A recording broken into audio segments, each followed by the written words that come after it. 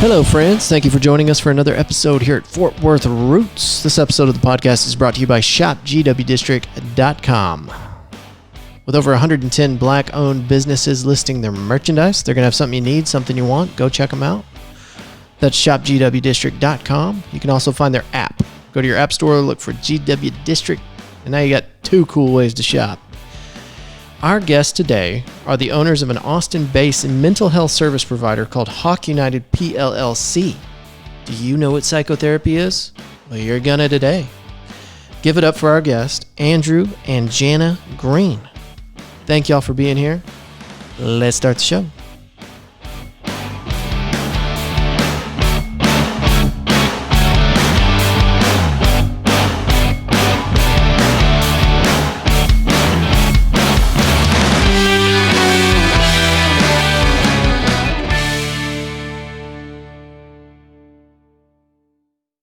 Comes to topics. So nice. You're certainly not going to say anything that I'll be like, well, this is over. Yeah. See, I don't think I have any ridiculous opinions. It's just there have been times where I've said some observations and people have said get the fuck out. I need to know. Yeah.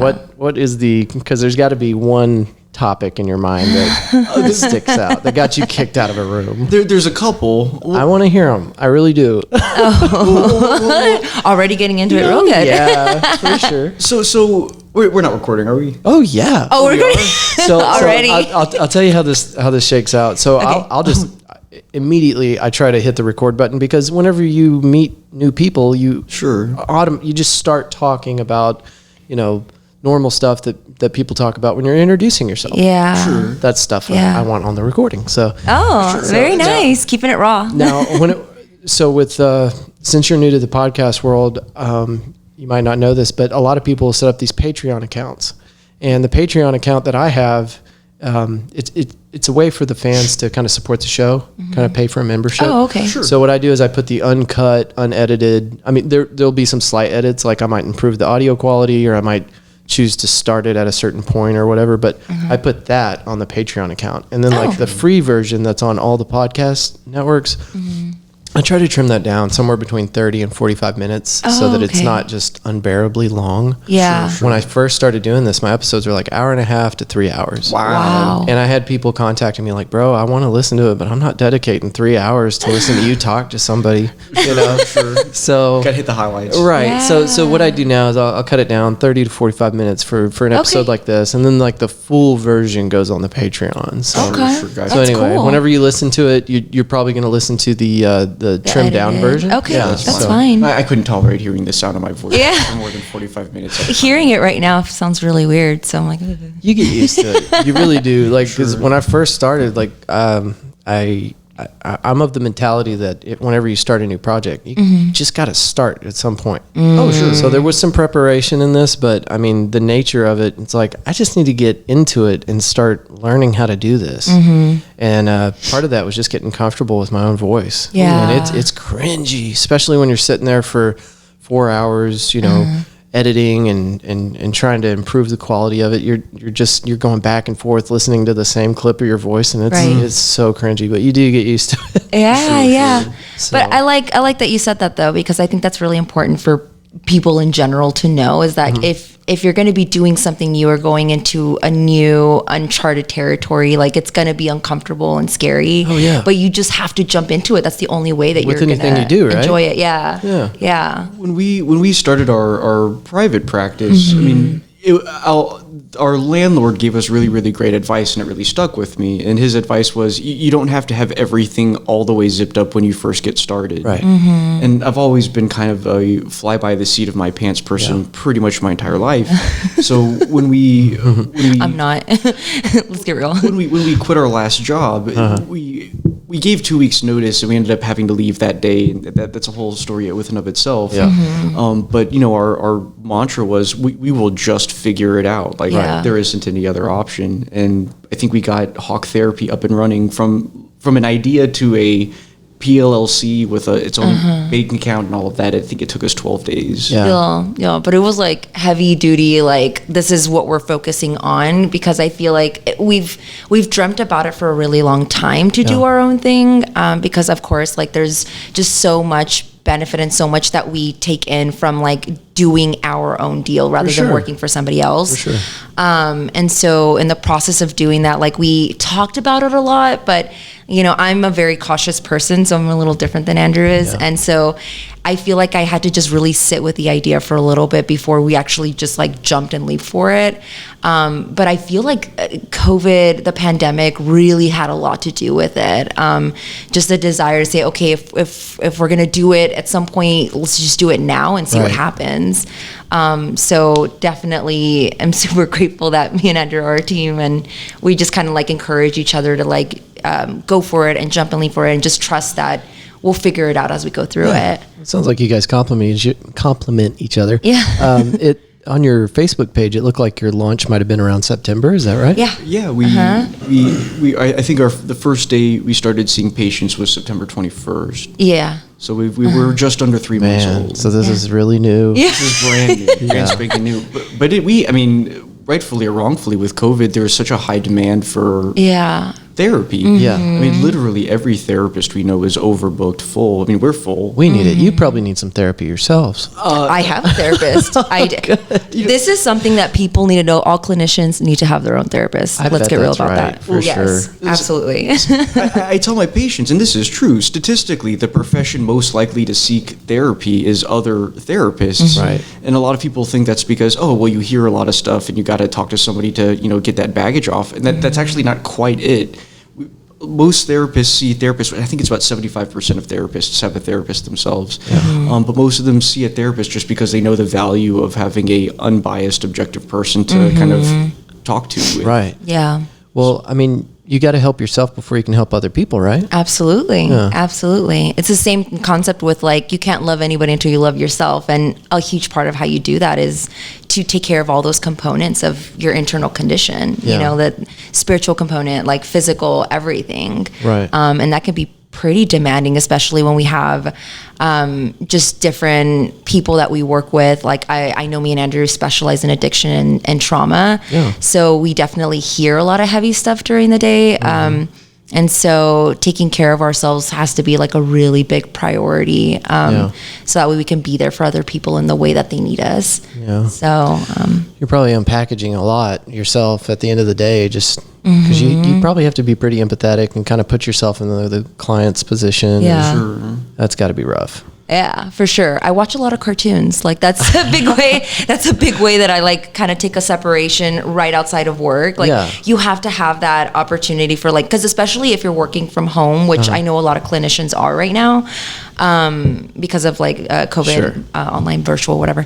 Because you're working from home, like the separation between work and life becomes a lot harder to navigate. Right. And so absolutely, you need to have like some sort of way to like create that separation, like whether it's doing something silly like watching cartoons or going on a walk with the dog, or just taking a hot shower to like wash the day off of yourself. For sure. Doing something to create that like nice separation, like psychologically, physically, whatever. What's your go-to cartoon?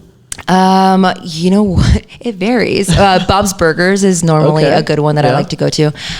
Me and Andrew like watching South Park, The Simpsons, Fairly Odd Parents, SpongeBob. You can't say no to SpongeBob. Right. That's a staple. Yeah, it is. You just gotta.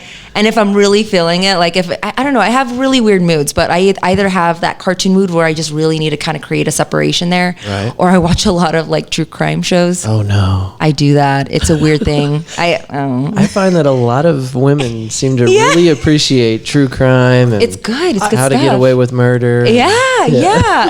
All my podcasts, like I don't know if you have Spotify, but so they give you that year in review or something like that for whatever you listen to. And I like primarily all of my podcasts are true crime podcasts. That or psychology, like Brene Brown, like she has amazing podcasts right now too. But a lot of like things that deal with psychology or true crime. Right. Just to understand behaviors of people. What's your Andrew? What's your go-to stress reliever?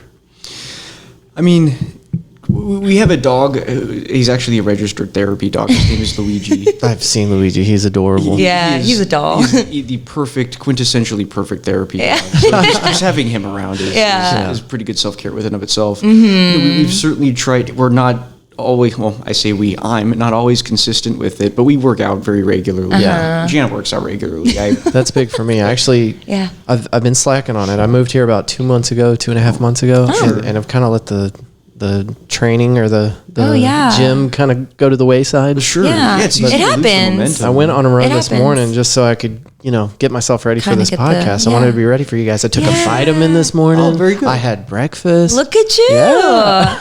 That's self-care. I've been a therapist, including my intern years, for 11 years. Yeah. And I tell all of my patients, this is true. I have never had a patient that had a good diet and exercise regimen. Are you serious? Mm-hmm. It's hard. It's hard to maintain those things because think about it. Like when you have a really long day, at the end of the day, like how much are you in the mood to like make a healthy, balanced meal? Like at the end of the day, if you're really depleted, you're like, okay, I just want to get something, eat it, and then No, and I've been super, oh God, I'm going to tell you guys about this and don't judge me. Yeah. Where I'm from, we don't have Hat Creek. Oh. Burgers? Yeah. Oh, no. So I discovered Hat Creek. There's one right across the street from me. Oh. And I'm working 75 to 80 hours a week right now. So I do exactly what you're talking about. And I did pretty good with the dieting when I first got here because I was kind of, moving into my new schedule. I still had a little bit of free time. Yeah. Go down to HEB, which I love. I'd get vegetables and I'd get all the good stuff and I'd cook for myself on my cast iron skillet. And very good. It was a good process. Yeah. It's kind of gone to the wayside, and Hat Creek has become like a 5 days a week. Sure. I love Hat Creek, man. You know what? I've actually never been there. I haven't either. I was like, oh no, this is embarrassing because I don't. Well, I mean, now we have to go. Shoot. Yeah, I mean, if you have a day where you're going to allow yourself to eat like a glutton, it's so Hat good. Creek You gotta is have a it. cheat day. Hat Creek is it. Double meat, double cheese. It's so good. Wow, you're already painting a good picture for us right now. So it's happening. And it's probably open like on Sundays, really? Unlike Chick-fil-A. Yeah, we were just talking about that. Yeah, not fair. It's not fair. I know they have great waffle fries. I've never had a patient with a good diet and exercise regimen.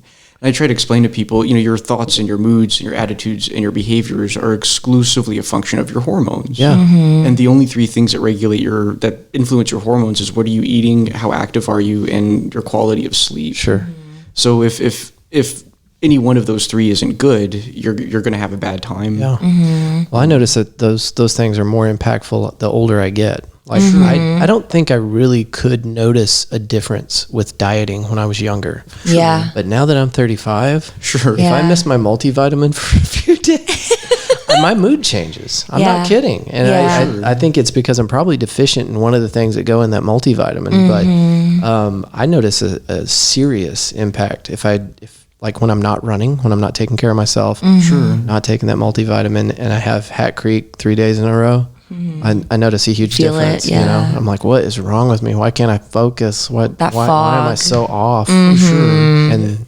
that's the interesting thing is a lot of people don't realize that their mental illness is largely due in part to perhaps crappy diet. Yeah. I mean, you're in the most literal sense possible. You are what you eat, and your neurotransmitters. I mean, the fat that you eat fat and the sugar that you eat are the main ingredients that create your neurotransmitters. Mm-hmm. So if your fat and your sugars are coming from processed things, your body doesn't know how to break that stuff down as well as it knows how to break down like apples and things that we've been eating for thousands of years. Right.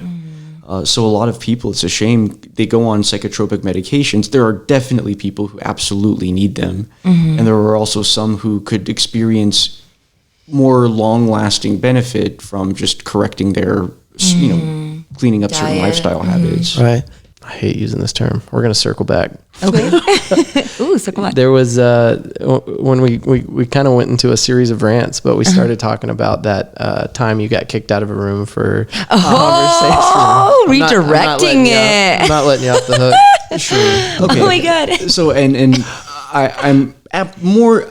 I'm always more than happy to have any kind of discussion about anything, and so I hope I'm not I hope I don't get, I hope HAWK Therapy doesn't get canceled over this opinion I'm about to express. You're in such a safe environment, Andrew. I promise. Okay. Well, that's very. You should trust him. His name is Andrew. Come on. Andrew's a good dude. Have you ever met an Andrew you didn't like? No, I've literally never met. I met a few Brians that I didn't care for. I don't want to talk about Brians. No. Okay. Yeah. You know what? We'll just throw that out there. I know some Brians too. Okay. Yeah. Okay. Sure. There it is. I wonder if it's the same Brians. It might be. Yeah. We don't have to. Yeah. The LGBTQIA movement has really taken off, and there's been a tremendous amount of support that they've gotten. And, this is definitely going to get us canceled. Oh, sure. I haven't even expressed an opinion, and I'm sure I've already pissed people off. But we were at a training for how to treat people who identify as trans. Yeah. And one of the things that they were talking about was hormone therapy. Mm-hmm. And then the idea is if you are born male and you identify as female, then they do testosterone blockers and estrogen boosters. Right. Mm-hmm. And so I raised my hand because I had a perfectly genuine, honest question. I said, what happens if you do hormone therapy on a person who identifies as trans if they're biologically male and they identify as female? What happens if you give them testosterone and block estrogen? And nobody would answer that question. In fact, one of the girls sitting next to me asked me, why on earth would you ask that question? Yeah. After the fact, she apologized and said, I feel like I was aggressive in questioning your question, but no one actually answered my question. Yeah. And it came off as very anti-trans, and it's not anti-anything. It was a legitimate question. Right.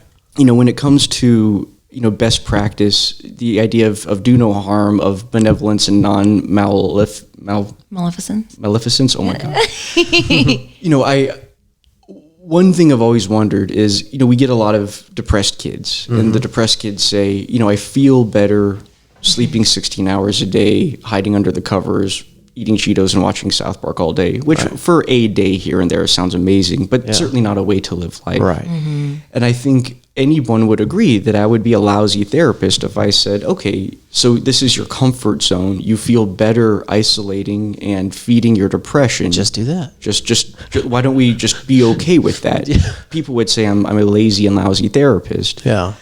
What I think is very interesting is statistically, people who identify as trans, I think their suicide rate is, I think, about 40%. Through the roof, right? That's pretty high, 40%. Do you know what the only other demographic that has ever had that high of a suicide rate is? Probably soldiers. Actually, no. Jews in the ghettos in the 30s. Oh my God. Yes. What? In Poland. That is and their suicide rate was about 44%. So in what year? In the 30s. In the 30s. About during the rise of Hitler. Yeah. So one thing that I've always expressed is the idea that it is my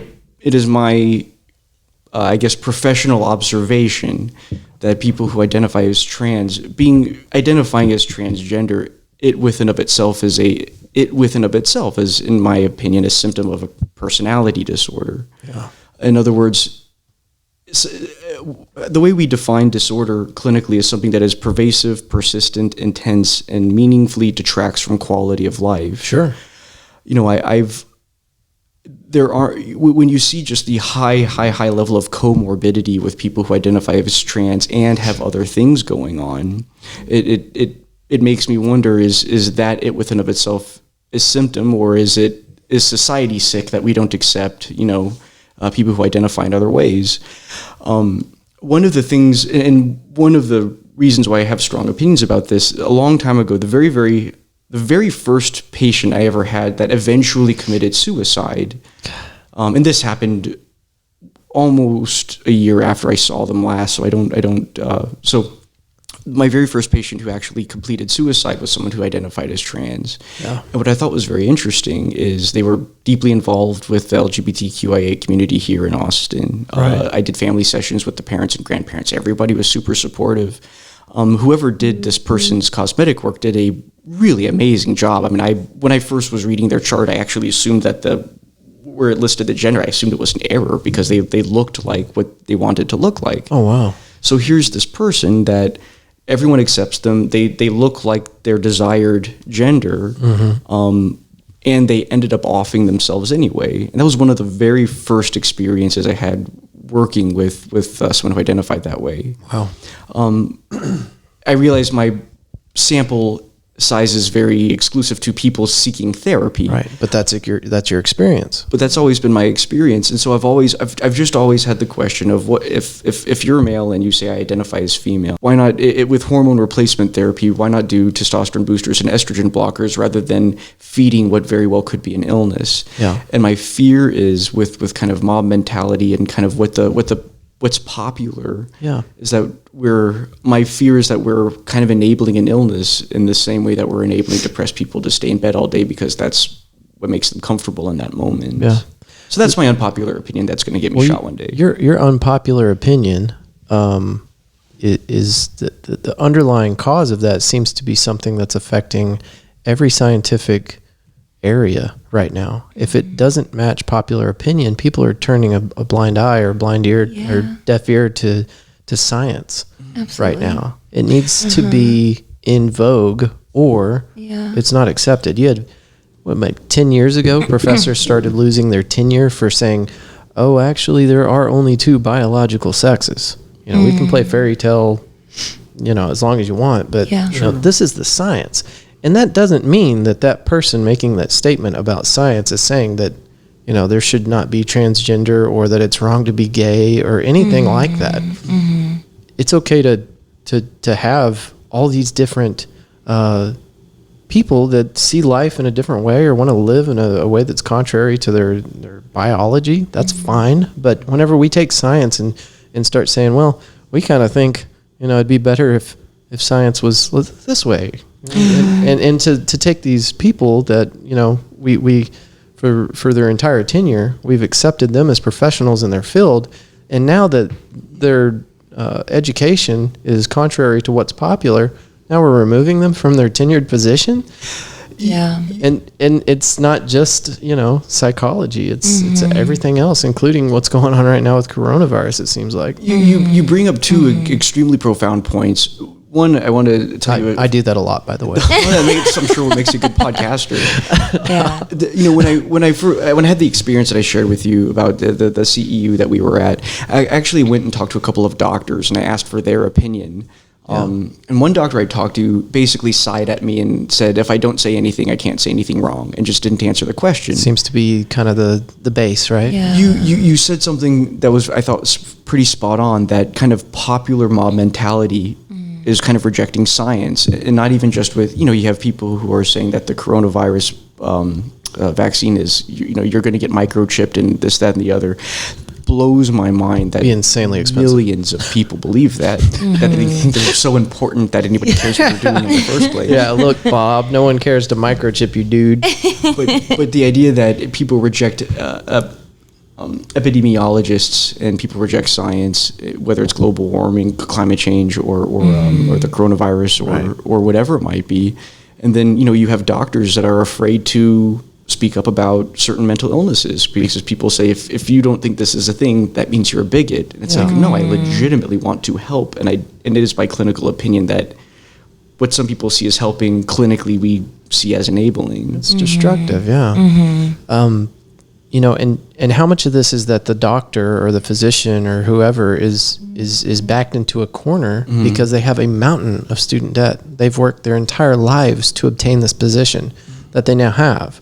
And they know that if they're not careful, they could have that all revoked. And now it's just a guy that can't practice medicine in that town or that field with all this debt. And that has to be a very looming fear for every practicing physician or otherwise, right? I mean, they don't want to say too much. If I don't say anything, I can't be wrong. Sure. Yeah. I never thought about that. The doctor and the specific doctor who made that comment, he was in his 40s. He was also of color, so I don't know if he, when you're in that kind of position and, you say the wrong thing, you're going to get slammed on social media. For sure. You're going to have, extremely aggressively critical Yelp reviews. Yeah. You express the wrong opinion, and that can be the end of your career. Yeah. And this is kind of a new thing, with the advent of social media and everybody having an opinion. And No, cancel culture is a little, the idea that people can't disagree.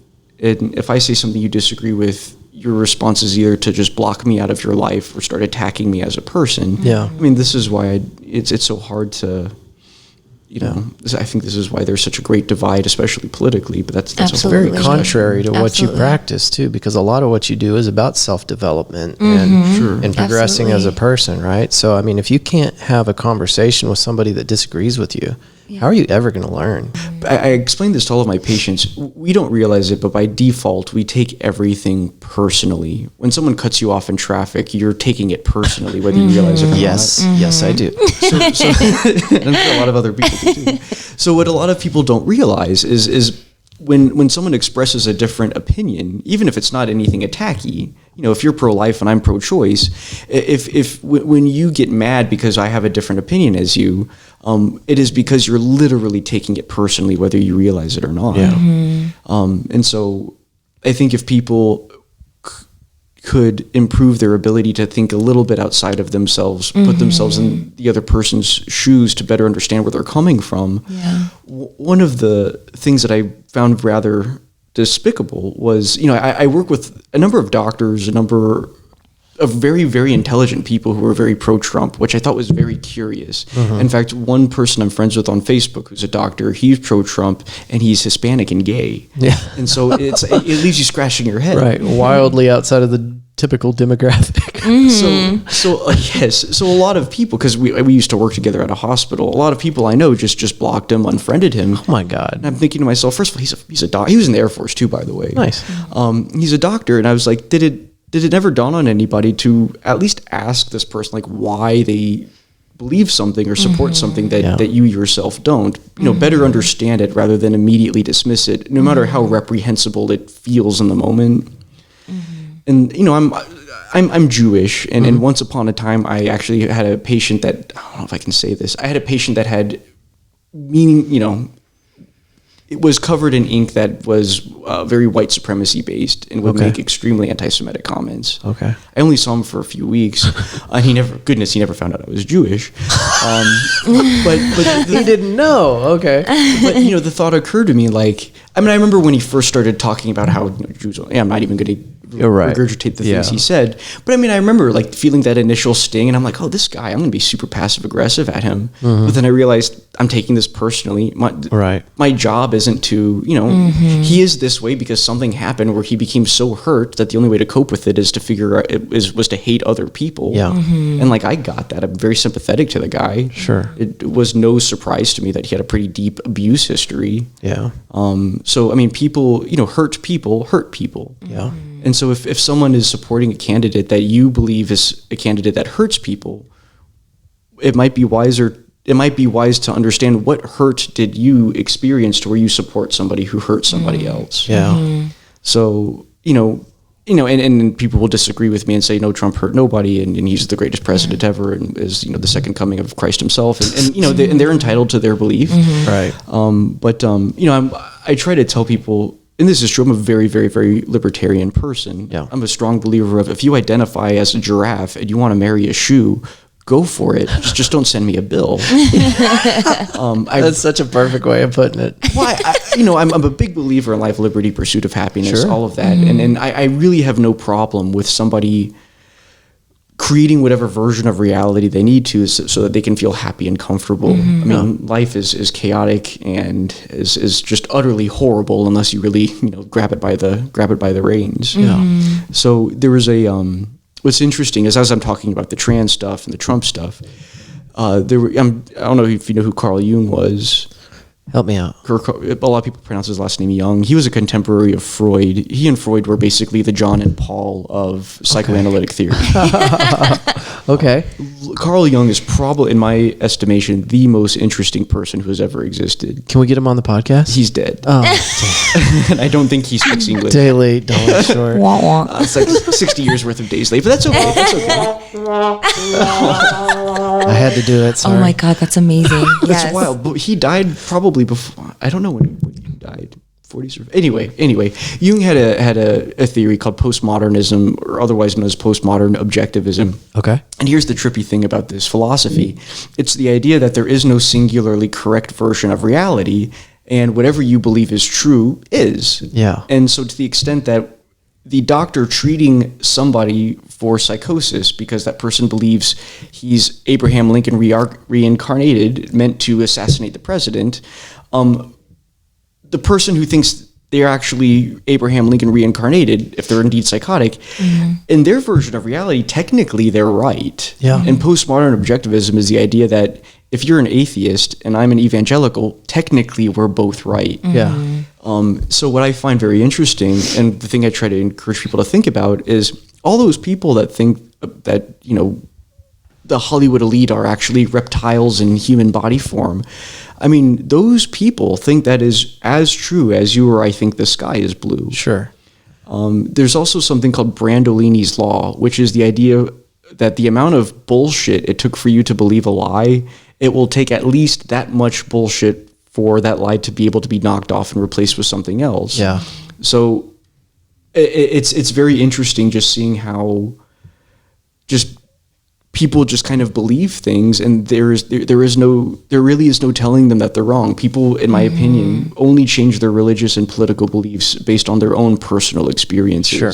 I've never heard the person say, "Wow, you're right. I am stupid. You are right. I'm going to change my opinion." We were just talking about something similar last night where people can place a lot of focus on why versus how. Like, how can I navigate this? How can I understand better where this person is at? Because you're absolutely right. We're all in different journeys, which is why I really appreciate Jung's view of like, your truth is your truth, because it's something that you're personally experiencing. So not to diminish other people's ideas or understanding of what their world is like or what makes their world what it is. Right.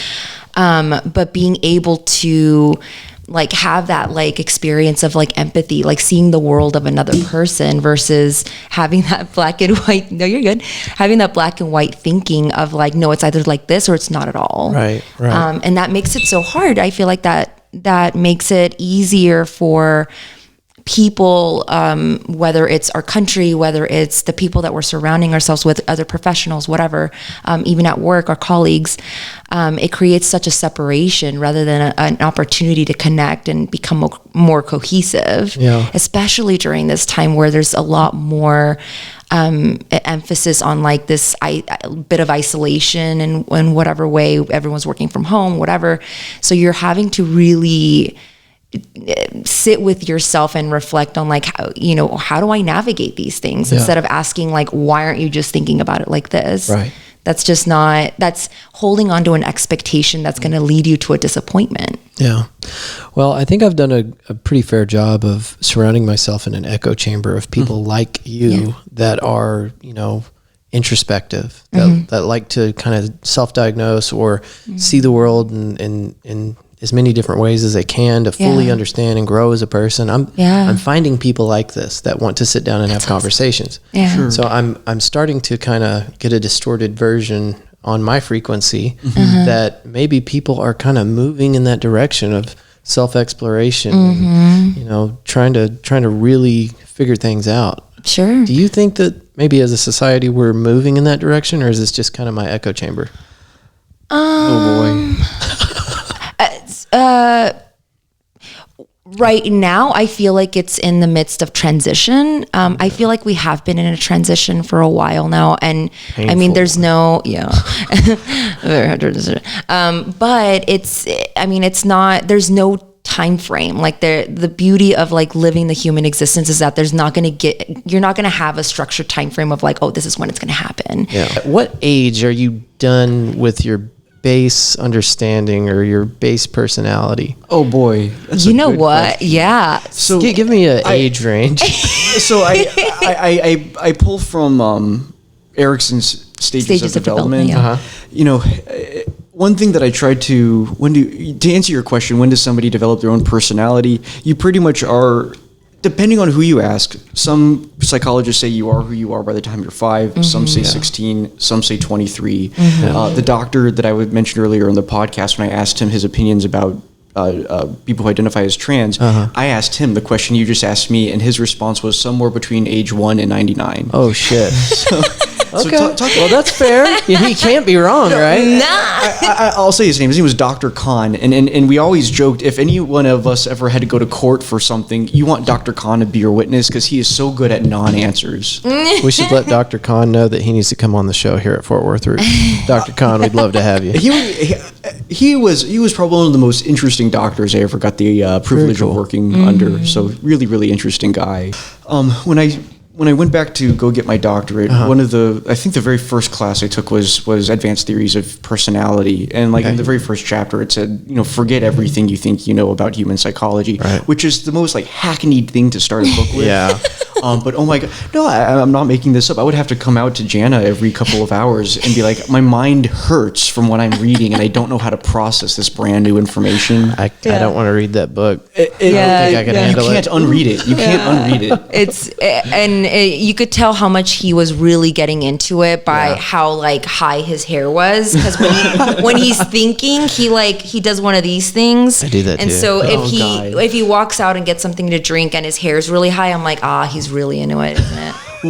It's going to be okay. So one of the things that I had read that really took me a minute to just internalize is the idea, going back to just how you develop, your prefrontal cortex, the very last part of your brain to develop. For women, their brains don't finish developing till they're 25. For you and I, it was 30. Okay. And that's where the personality is, right? Well, the personality is, so who you are is half of who you are is your parents, and there's no escaping that. Genetics, exactly. So what happens is, for the first 20 years of your life, you don't realize it, but literally every thought you have is not your own. It's a thought somebody gave you. Makes sense. And when we're having internal dialogue, some of us don't realize what voices are ours and what voices are our parents or our friends or societies or whatever it might be. The TV. Or the TV or the talking head on the news or whatever it might be. Yeah. Or Facebook. Yeah. Or all the other portals that are there. So a lot of people, their personality, basically, unless you are consciously aware of it, you are damned and doomed to be one of your parents. Yeah.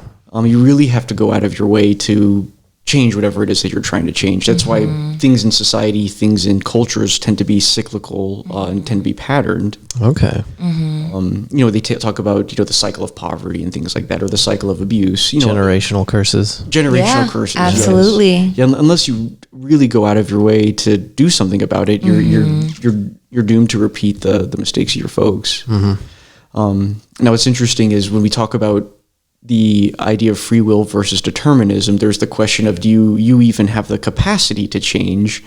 For people who flounder or have failure to launch, there's always the question of, well, how much choice do they actually have over, their the outcome of their lives? Right. Really, unless something meaningful happens, you kind of are who you are. Yeah. And even if you're an addict who finds God and you become super charitable, at your core, you still are who you are. Right.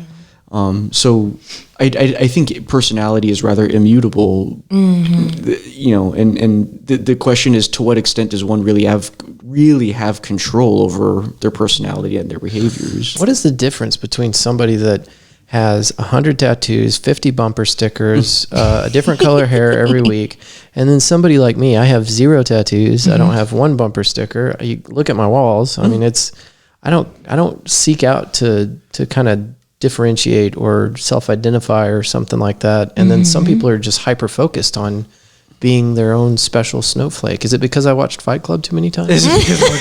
Excellent movie. One of my favorite. I've probably seen that movie a dozen times. All singing, all dancing crap of the universe. and you never know Edward Norton's character's name. Whoa, hey, spoiler alert. Oh, shoot. Yeah. Hey, if you haven't seen Fight Club by now, get out of here. Kidding, you can stay. I think the way that movie ends, the song that the movie ends on, Where Is My Mind, probably the most tasteful ending to a movie I've ever seen. Start to finish, one of the most perfect cinematic adventures I've ever seen. Love that movie. Yeah. To answer your question, I think people who appear to overly express their individuality will say, more often than not, I would assume have some discomfort within themselves. They feel like they need to be this rather expansive, perhaps terminally unique person to feel like they're they have value, to feel like they're valid, to feel affirmed, or whatever it might be. Yeah, you know what, and just piggyback offing of that, like, I mean, also another thing to consider is like when people are putting that kind of effort to show who they are or maybe figure out who they are, they're experimenting with all these different things to find out like, who am I really? And that can be an indication of not really being seen or heard growing up too. So like there's so many varying factors of like why people engage in certain behaviors or do certain things. So the idea that licking doorknobs is going to help build up a stronger immune system is not the correct idea, huh? You know, as Jana was saying, you know, keep it in practice. Almost nothing is on the extremes. You know, if you use antibacterial soap 18 times a day, you know, you're killing off the normal flora. Right. Yeah. You know, if you're wiping with your bare hand and then eating a cheeseburger, I wouldn't recommend that either. Cody Halford. I don't know who that is. No, it's okay. You don't need to. But he knows who he did. knows. He knows what he did. What movie was that?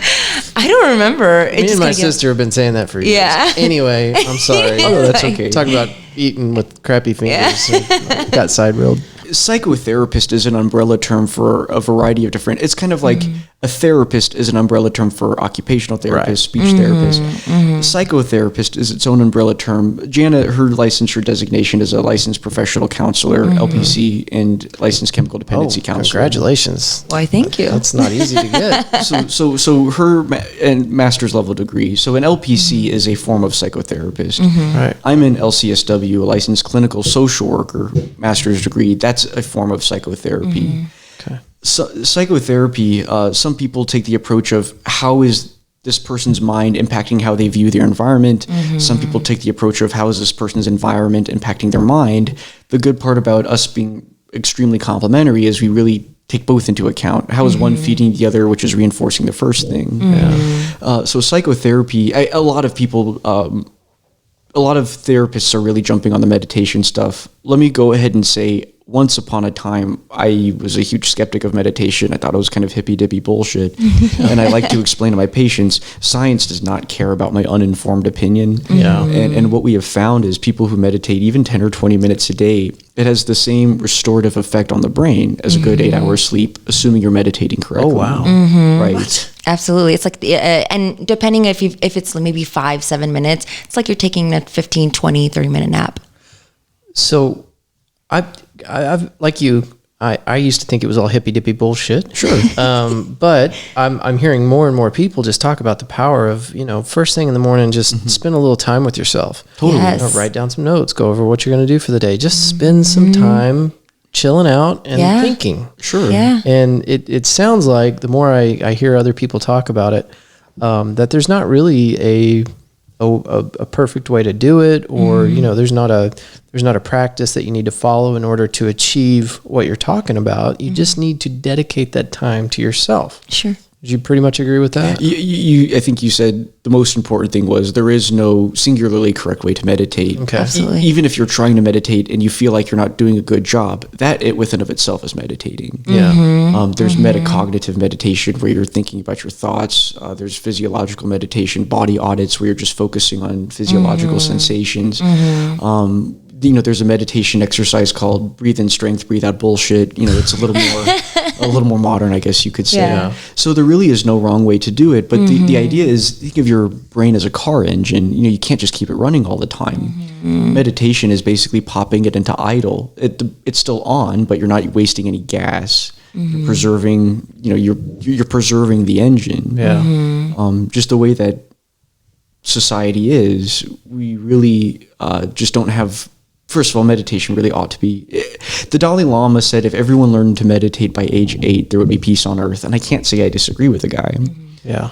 You know, No, that sounds good to me. stress is the antithetical to peace. No, I mean, there's a lot of good research out there about meditation. It's something that I certainly wish I knew a little bit more about myself. Well, I'm going to start tomorrow. That's it. I'm doing it. Yeah. Why wait? Why wait until tomorrow? Yeah. Why not? We're podcasting. We're busy right now. Sure. Can't put it in idle just yet. Yeah. Well, a lot of the other thing, Andrew, is when it comes to meditation, there's a lot of people don't realize it, but when you're working with your hands, you dip into a meditative state. When you're doing some kind of repetitive task, you dip into a meditative state. There's a lot of different, kind of like they say, good therapy doesn't always look like therapy. Good meditating doesn't always look like meditating. There's one of my other favorite just factoids is you actually cannot, it is literally impossible to think logically and emotionally at the same time. Your logical neural pathways and emotional neural pathways completely separate, different regions of the brain. It's like saying you can't drive on 35 and Mopac at the same time. You can go from one to the other, but you can't drive on both. For those of you not in Austin, those are parallel highways here in the Austin area. Yes. So what's interesting is because you can't think emotionally and logically at the same time, your logic brain and your emotional brain really can't communicate to each other, which is problematic because as we learn lessons in life, it stores that information into the emotional brain. And even if we later learn that lesson is wrong, the logical brain can't access the emotional brain to correct it. So when we learn things, we learn it emotionally. We do not learn it logically? Correct. Oh, wow. For instance, so most people don't remember the first time they touched fire. I assume you don't remember the first time. I remember the first time I burnt the shit out of my hand.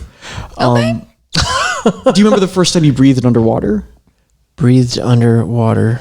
I was a weird kid. They just threw me in the pool and I was a swimmer. So I don't know. So my guess is that, okay, so I'll use, so for most people, they don't remember the first time they touched fire or the first time they breathed underwater, but those experiences embedded something in the emotional brain. Fire is dangerous, don't touch it. Water will make you drown, don't breathe under it. So what those lessons do is they inform how we should think and feel and act in future situations. When we see a burning building, the logical brain isn't thinking, what does fire mean? The emotional brain triggers a fight or flight, and then it triggers the logical brain of what do I do? So what happens is as we go through life, we learn all of these lessons, and sometimes they're wrong. For instance, if I mentioned at the very beginning that we take everything personally. So especially as kids, every situation we run into, we translate it through the lens of what does this say about me? So if your parent says you're too emotional, if your parent says you're a brat, if your parent says you're stupid, you actually are going to internalize those truths, even though they're not necessarily true. And again, even if you get older and you realize, I'm not stupid, I'm not ugly, I'm not this, that, or the other. Still can't quite shake it. You still, the logical brain cannot access the emotional part of the brain where that information is stored. It's called the nonverbal part of your brain. Words literally have no impact. Damn. You guys are full of knowledge. I'm going to have to bring you back on. Can we do that? I can come to you next time. Oh, sure. We would love to have you. That'd be so nice. I tell people all the time because I always give people the option. I can come to you. You can come to me. And lately, everybody's been coming to me. I'm like, I can come to you too. Let me help. I have a music room. I don't have an EQ thing like you do. No, this comes with me. This is all just throw it in a box. We can set you up. We can make breakfast. Have I love breakfast. Yeah, I make really mean French toast. Okay. Yeah, it's brioche. I married her for more than just her brains. Nice. All right. So y'all have a clinic. It's over in the Bee Cave area. Yes. Correct. Also, before we go any further, HAWK stands for happiness, achievement, wellness, and knowledge. Right. All of the components that every human really wants. So, we wanted to collaborate and bring in all of the things that people would want to really take into themselves or grow into. So, that's kind of where HAWK came into existence. And for the Fort Worth Roots listeners, found a lot of value in their page. You can find them on Facebook. It's HAWK Therapy or HAWK Therapy PLLC. Right. And our website is hawktherapy.atx.com. You'll have just a lot of awesome, interesting little tidbits on there. Thank you. Keep it up. I love it. Oh, sure. No, I tell people that most people know the answers to their problems. They just don't know that they know it yet. Right. And a lot of therapy, I can tell just from talking to you, just from how you've responded to the things Jana and I have said, where a lot of what we're saying, it's like, I didn't know I already knew that. Right. Like it's so intuitive. Yeah. So a lot of therapy, I feel badly because a lot of people feel stuck, and getting unstuck is rather simple, but it's impossible if you don't know how to do it. Just have somebody help you tune into the right frequency. Yeah. Exactly. Absolutely. Exactly. That's cool. Absolutely. Well, thank you all again again so much for being here. Yeah, thank you. I'm dead serious. I would love to do this again. So, absolutely. Maybe I'll have a project coming up that you want to come on and talk about or something. I'll give you a link to this and you can use it however you want. Sure. That's awesome. This is a great opportunity to kind of talk to your maybe potential clients or just kind of let people know a little bit more about you. And I promise it's going to sound great. Yeah. Once we are kind of in a hurry up and wait thing until COVID, for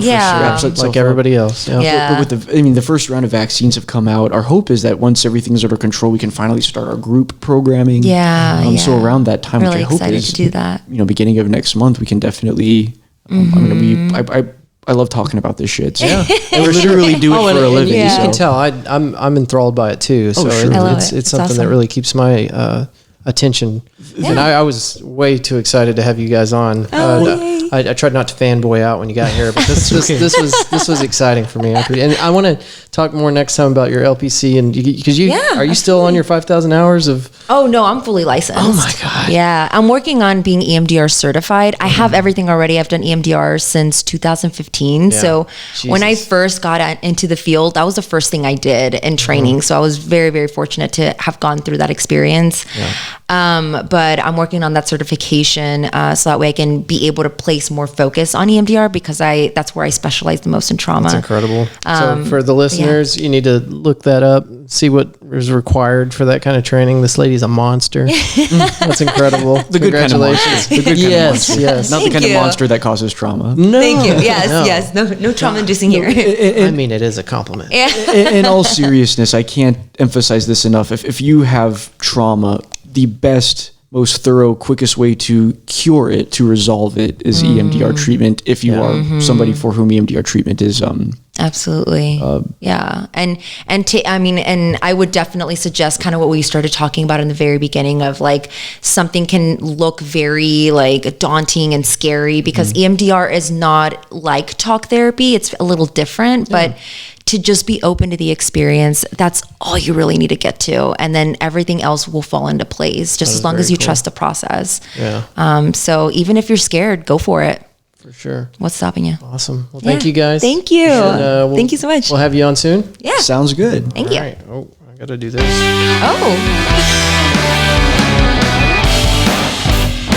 I like the crunchy grooves. It's an outro. That's very cool. Now I need to use the rest Go for it. I need to use it Yeah, too. I'm going to be there right after you.